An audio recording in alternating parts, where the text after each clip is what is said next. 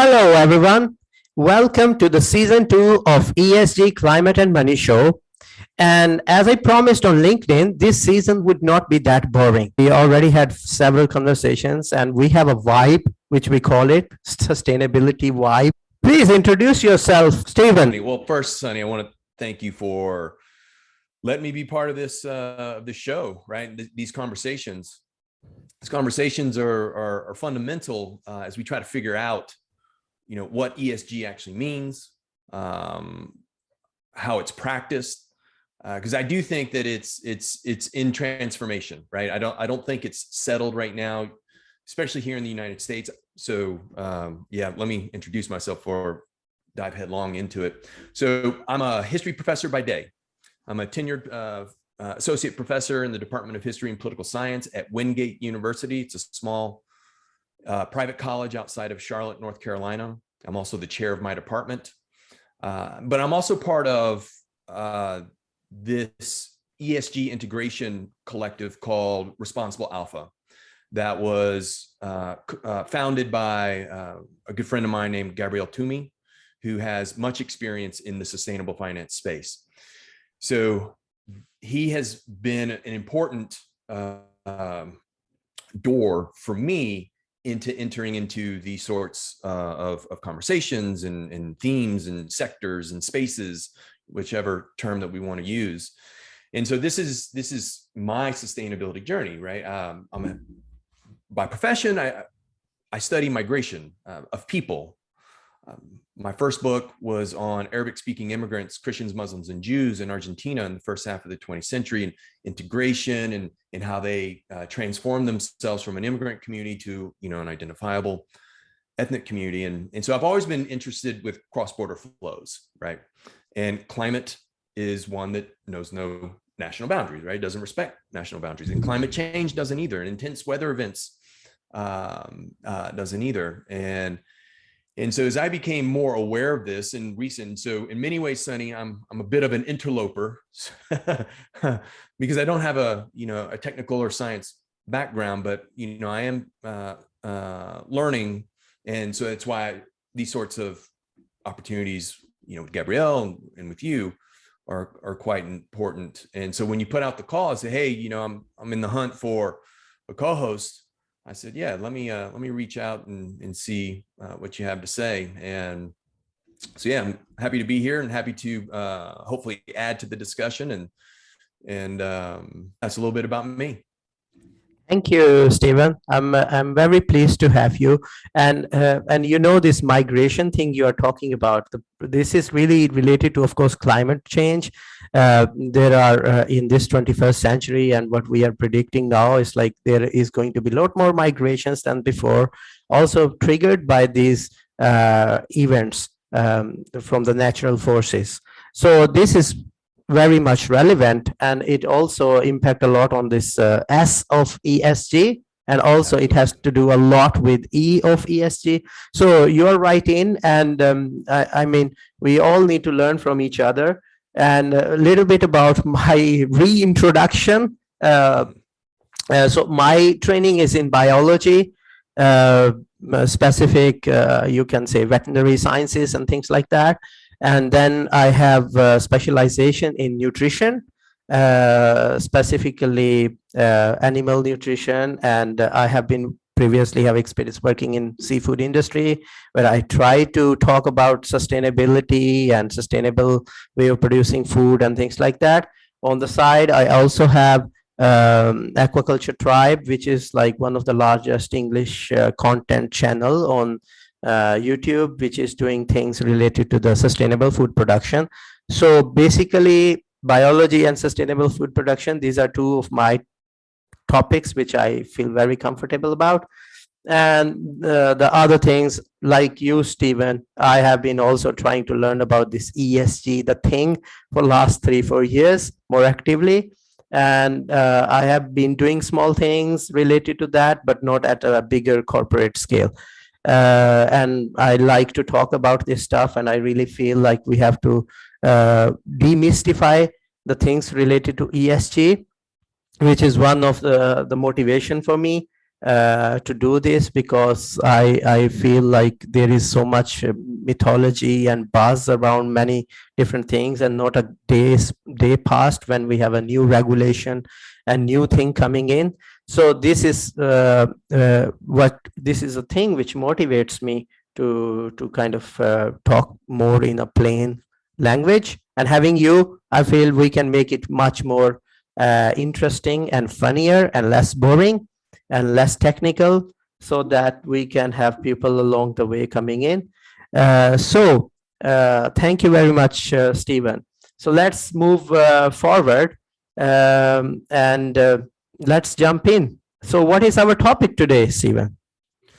Well, and as we were joking in a previous call, the subject today is greenwashing, which could be the subject for the entire season. But greenwashing is a serious issue.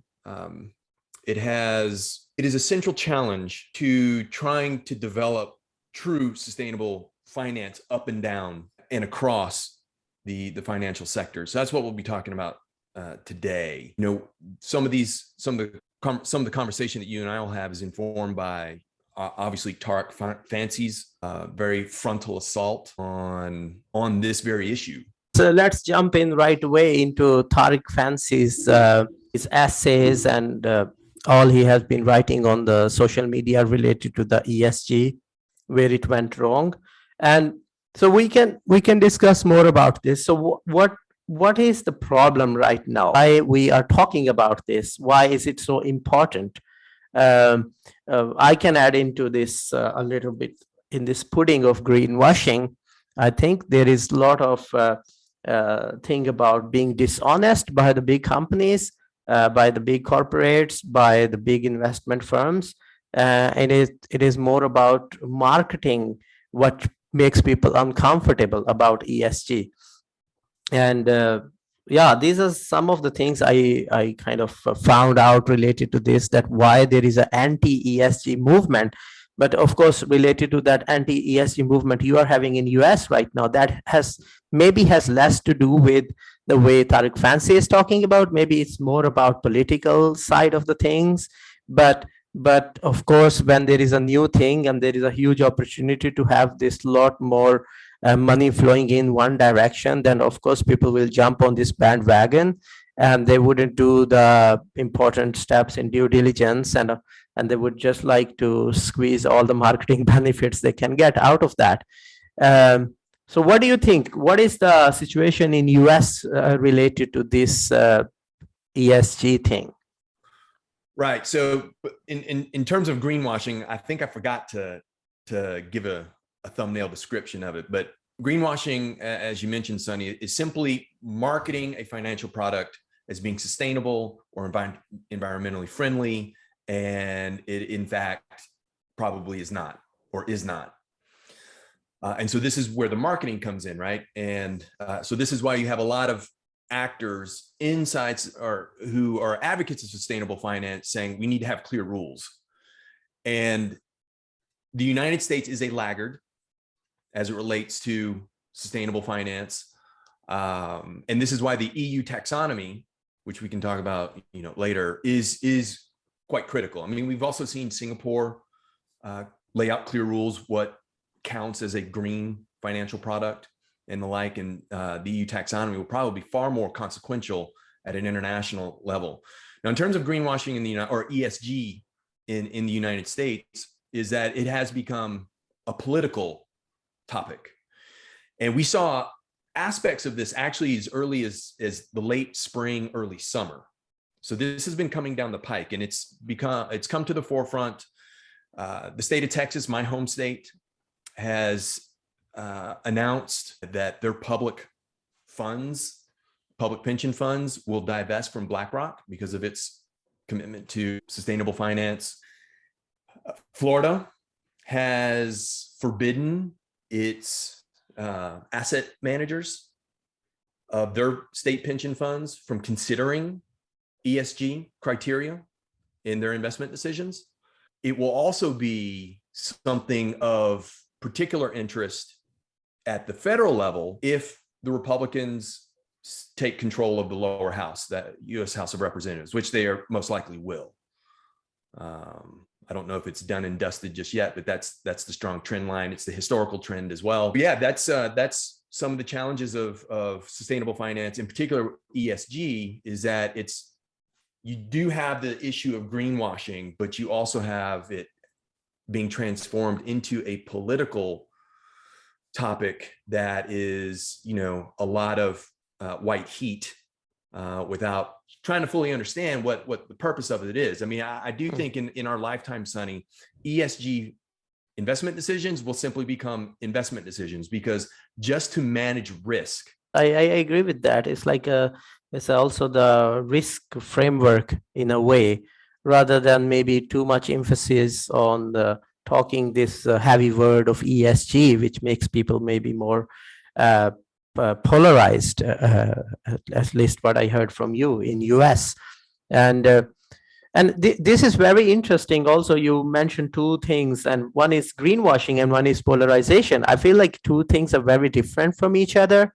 For example, when there is of course, whenever there is a new thing, there are also rational minds coming up with the new ideas and thinking, folks, this is what we really wanted. Why are you doing like this way? That is maybe more like a greenwashing style of thing. But having seen this thing polarized, that was very unexpected, because you normally think like if there is some good idea that should be widely accepted by the society. It turns out it is not the case. And it is not just, of course, in US anymore. It is also in many other developing economies and subdeveloped economies where are also this why we should make sacrifices. The bigger corporations and the bigger countries are on the economic side of the things are not really willing to take much more sacrifices. So it is very polarizing. It has turned out to be a very polarized topic. Unfortunately, when I started off in this also, I didn't felt like that. The motivation was also thinking like we have to understand this, how to drive this sustainable finance where we can change the world. For example, that was the pure motivation for people like me or many others like me, maybe also like you, that we have to be the part of that greater machinery which is helping to fix the climate change and the greater issues of humanity with this flow of finance. And maybe we are needed, people like us are needed, where they can come up with their multidisciplinary skills and try to also understand more about ESG and try to implement in their industries or other industries and try to learn more things. But unfortunately, here we are in 2022. We don't know that where the things will end up. Let's see if we don't have Biden anymore, things might change drastically in US, for example, or elsewhere. I mean, we already see that Donald Trump, he kind of he came out of the Paris Agreement already, and then how much time was lost and how much momentum was lost. So it's a very serious issues, and it's very difficult to navigate for us. What do you think about this? I mean, so a couple of things come to mind. I agree with you that we have to push it to where sustainable finance simply becomes finance. And perhaps it's a generational thing. One of the things in a recent TED Talk that Tariq Fancy gave is that we don't necessarily need to be concerned with the leaders, right? The leaders of sustainable finance. We need to be concerned about the laggards. yes. And so what's really interesting in the United States is that you've seen a lot of leadership at the municipal level in the United States and at the county level, right? So if you will, the subnational level, and the laggard has been at the federal level for a variety of different reasons. Many of them are historical, to put on my history hat and the like. What will be very interesting in the short term at the federal level is the new rules that will be coming out by the Securities and Exchange Commission, which will require Because right now it's voluntary, but will require far more reporting about their emissions, about publicly traded companies and their emissions. And we got a sense of what that was going to be when the proposed rules were issued in the spring, or in this, I guess in the summer is when they came out, but they have not issued the final determination. But that they're using pre-existing authorities to be able to push corporations, publicly traded companies, to disclose what their actual carbon footprint is. It seems to me that that will become of greater interest to Congress if the Democrats don't hold the lower house, or the Senate for that matter, and the Republicans come in. It's a topic of great interest to them. It'll be interesting to see if they can have that conversation as adults. Yeah, hope to have some positive outcome coming out of it. But let's wrap up the discussion with one question to each other today, as we are going to do more in this format, that we are going to ask each other in the end, the 3 takeaways from our discussions, maybe. So, Stephen, what do you think? What are the 3 takeaways today from our discussion, or a very tiny chat? Yeah, some of the takeaways as it relates to greenwashing in our conversation is, one, it is a thing, and it is something that finance legitimately needs to address. Second, and this is something that I've seen, I've read, webinars I've attended. I did a certificate course in sustainable finance from the Cambridge Institute of Sustainability Leadership. Across the board, people are calling for regulation, meaning they're asking for political will to turn into political action. And Tariq Fancy is very clear about that in his recent TED Talk, that the rules need to be put into place. Which is good. I mean, I think investors need that sort of transparency, but also to hold bad actors to account. So the third takeaway is, in the United States, is to look at the subnational level, so the state level as well as the city and county level. The county that I live in, which is Mecklenburg County, Charlotte is the county seat. It's about 800,000, the city's 850, 900,000 people. We have a net zero commitment plan in place by 2035 at the county level, right? And that is something that the county commission or commissioners did on their own. It wasn't imposed on them. It's just something that they've decided to do. And so this is similar to other jurisdictions across the country. In fact, when Trump withdrew from Paris, the Paris Agreement, the subnational level, there were many jurisdictions that said, look, we're still a part of this. Even though you have this aberration at the top. So those are my 3 takeaways as it relates to greenwashing in our conversation today. What about you, Sonny? What you got? Yeah, so my 3 takeaways are simple, and that is, in my understanding, businesses have to have more integrity and honesty, because this thing related to this greenwashing, in my view, is a lot more to do how you are as a human being and as a corporation, and what behaviors you bring to work. Are you there to just like putting the problem under the carpet and putting a green paint on and saying that, oh, well, we have fixed everything, all our climate goals are done, and we have a beautiful sustainability report, and we have achieved what we would have been achieving. That behavior is a human behavior, I would say. Also related to this BlackRock thing, I think it's not to do with one particular company. It is more about how the humans are. So it's a lot more about integrity and honesty, in my understanding. And then the second point, I would say, we are still transforming as a society. Overall, we are just waking up to this problem of climate change, and I think we are already very late, but there is some progress, and I hope it will happen more. And third point is that what I understand is there is a huge kind of the divide, which we talked about in this conversation. And this divide is very unfortunate. It could have been addressed I don't know how it would happen, but maybe the conversation like we are doing is one way to address these polarization issues. Stephen, I think we will have another chat then. We will have the weekly episode on this podcast, hopefully with the new guest coming in and not two of us. At least I'm the boring one. But yeah, let's finish this conversation today. And thank you, everyone, for listening to us and joining in the ESG and Climate and Money Show, Season 2. Thank you. Thank you, Sonny. Thank you.